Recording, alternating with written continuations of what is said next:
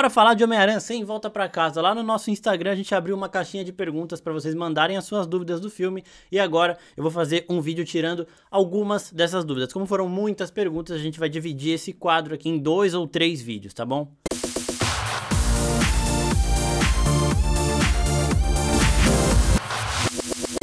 E aí, seus geeks, tudo certo? Eu sou Marcos Veloso e o vídeo de hoje é para responder dúvidas de Homem-Aranha Sem Volta Pra Casa. Provavelmente o melhor filme do CM que nós tivemos até hoje. Em relação a isso a gente faz vídeo mais pra frente para discutir, mas né, é um filme que emocionalmente, né, ele resgata aquela nostalgia absurda, mas deixa muitas dúvidas, então a gente vai responder algumas dessas dúvidas nesse vídeo aqui. Antes de eu começar, né, a responder as perguntas, eu tenho que avisar que tem spoilers aqui, então se você ainda não assistiu Homem-Aranha Sem Volta Pra Casa, recomendo que você salve esse vídeo para assistir mais tarde, mas assista o filme antes. Também vou pedir para você já se inscrever no nosso canal, ativar o sininho, porque a gente vai fazer mais de um vídeo respondendo perguntas, vamos abrir mais caixinhas de perguntas lá no nosso Instagram, então aí você fica esperto e recebe a notificação aí, porque esse fim de 2021, começo de 2022 vai ter muita coisa de Homem-Aranha por aqui.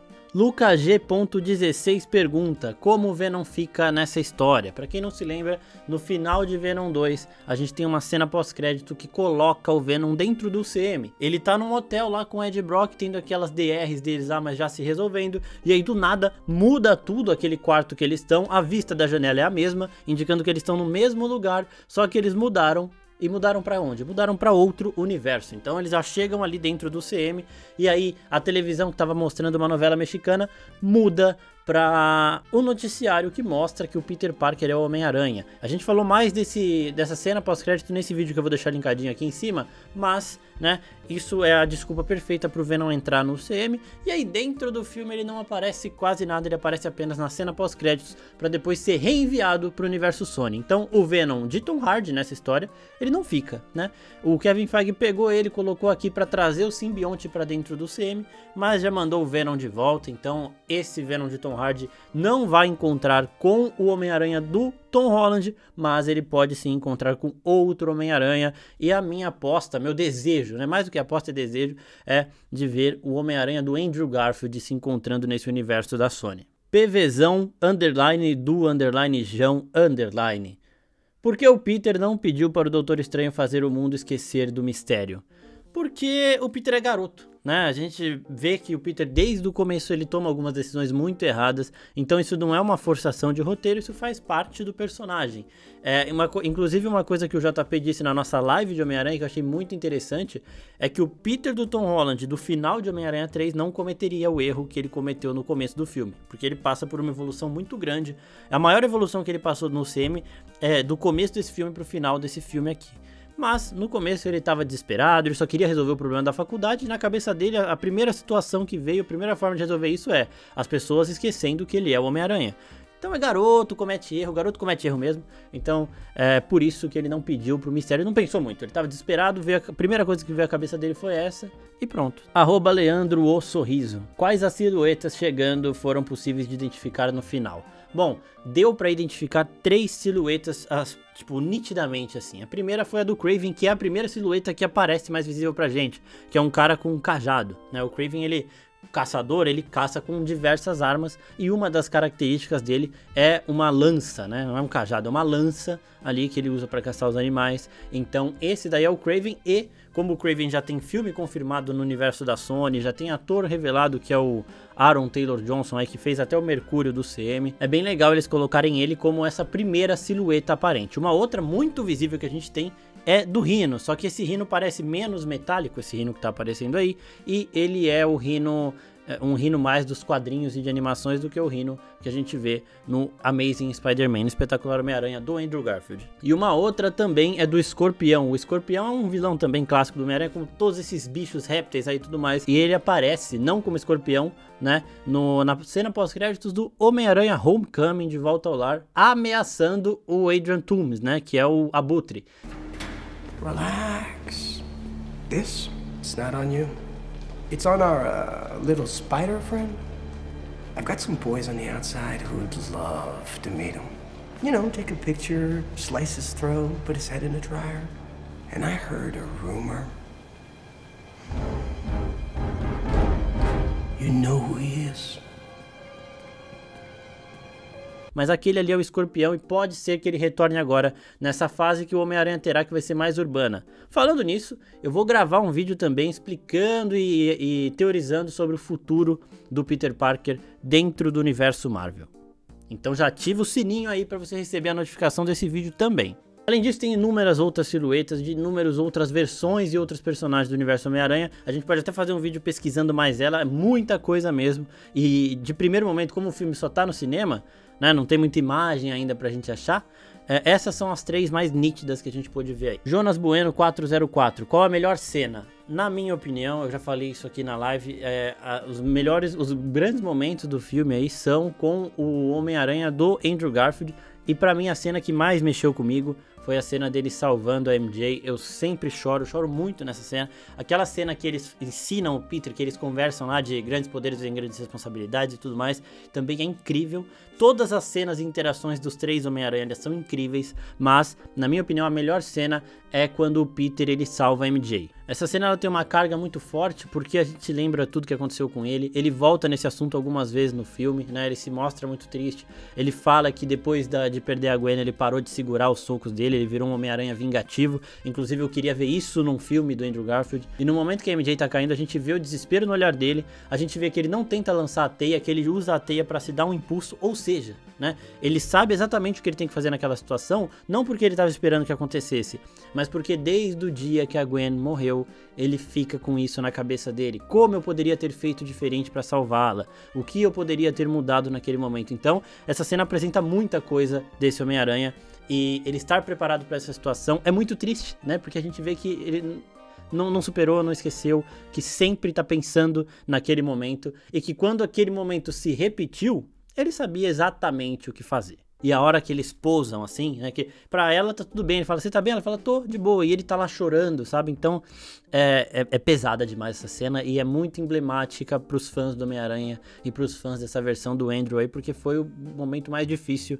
desses 2 filmes dele. Tudo bem que tem momentos difíceis de aturar, né, nesses 2 filmes aí, igual, por exemplo, os 2 vilões do segundo filme, mas esse momento foi muito doloroso pra gente, da Gwen morrendo aí, então a gente percebe tudo nessa cena, por isso que eu amo ela e sempre vou chorar vendo. Eu já assisti o filme 2 vezes e chorei nas 2, na segunda eu chorei até mais do que na primeira, então é isso. Beleza, Gabriel? Por que o Tobey chega naquele universo procurando o Peter? Eles explicam lá, né, que desde que eles chegaram, eles estão procurando o Tom Holland, porque, primeiro, né, eles têm um sexto sentido mais apurado, então eles entendem, eles já sabem que eles não estão no universo deles, eles são inteligentes, então eles já pesquisam essas coisas, e todo mundo tava falando do Homem-Aranha, mesmo que ele não fosse mais, né, procurado, criminoso, que é uma coisa resolvida no começo do filme, porque ele estava sendo chamado de assassino e tudo mais. A identidade do Homem-Aranha ter sido revelada para o mundo inteiro ainda é notícia.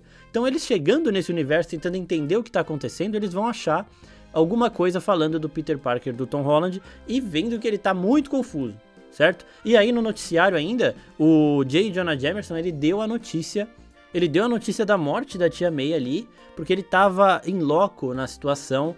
E esses 2 Peters aí procurando o Tom Holland, né, o Peter do Tom Holland, eles viram essa situação e pensaram, porra, a gente precisa ajudar. E principalmente o Tobey, porque ele provavelmente sabe, né, o que causa aquele tipo de explosão. Ele sabe do Duende Verde, do Willem Dafoe causou tantos problemas pra ele. Então ele tava desesperado pra achar o Tom Holland, porque eles, sendo Peter Parkers, eles também sabem o peso que tem essa morte, né, a morte da tia May, do tio Ben.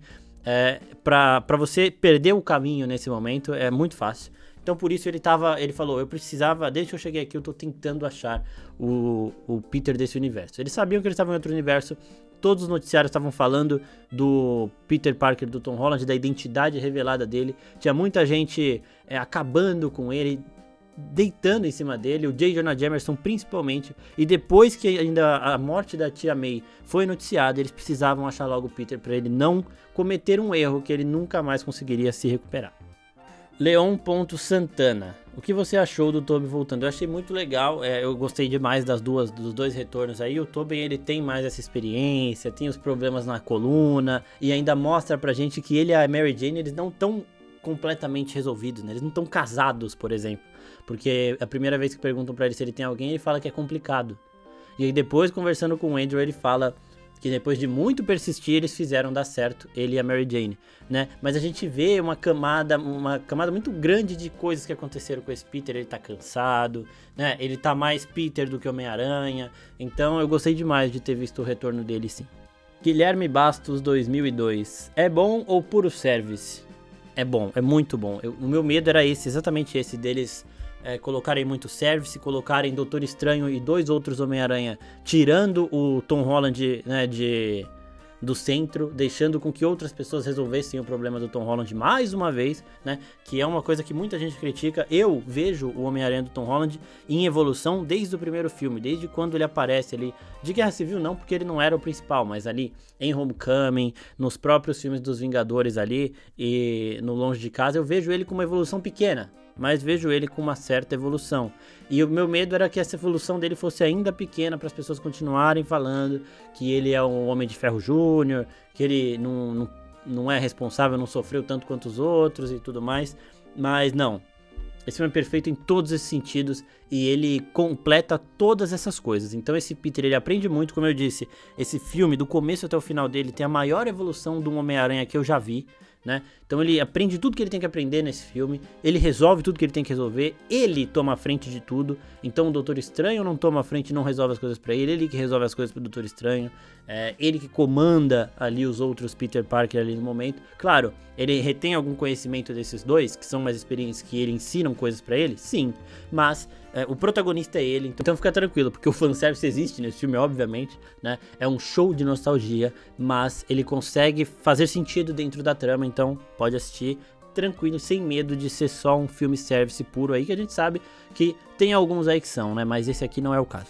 Lucas.Torreira27, adorei essa pergunta aqui, Lucas. Você acha que o filme merece estar no Oscar em alguma categoria? Eu acho que se tem uma categoria para esse filme estar no Oscar é de ator coadjuvante com Willem Dafoe, porque ele foi simplesmente sensacional como Duende Verde. A gente já sabia antes do filme lançar que o Kevin Feige não gostava daquela máscara do Duende, que ele certamente tiraria, e deixar o Duende Verde sem máscara nenhuma, só com o rosto do Willem Dafoe, foi o maior acerto possível nesse filme aqui.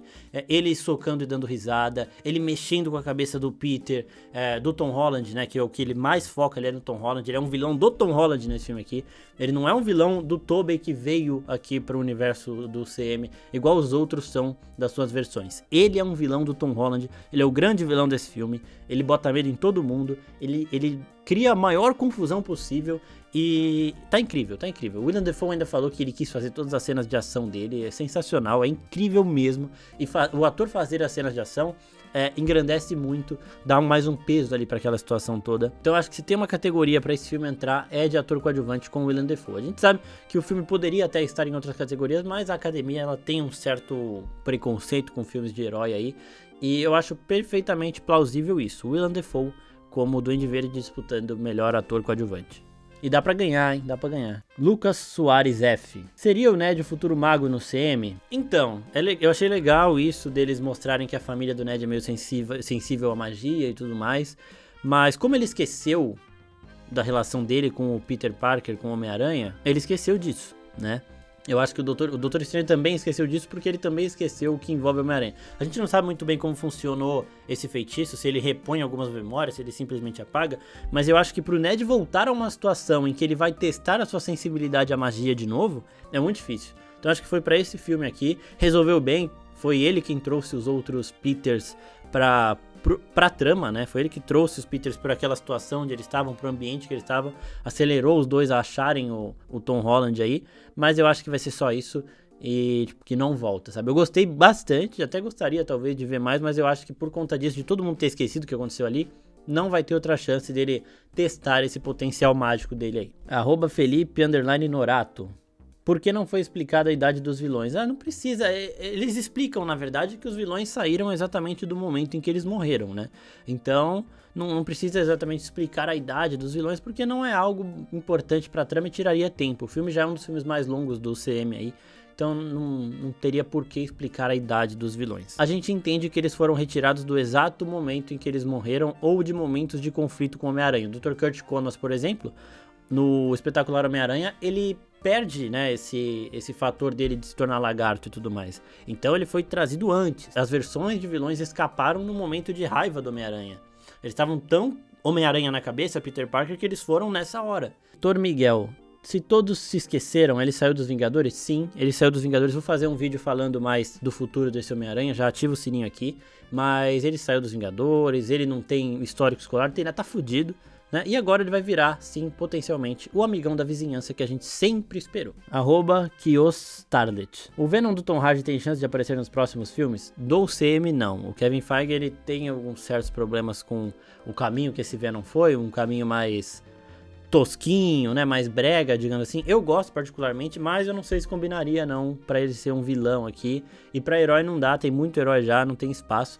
Então o Kevin Feige usou esse personagem popularíssimo, né, porque o Tom Hardy como Venom tá muito popular, querendo ou não.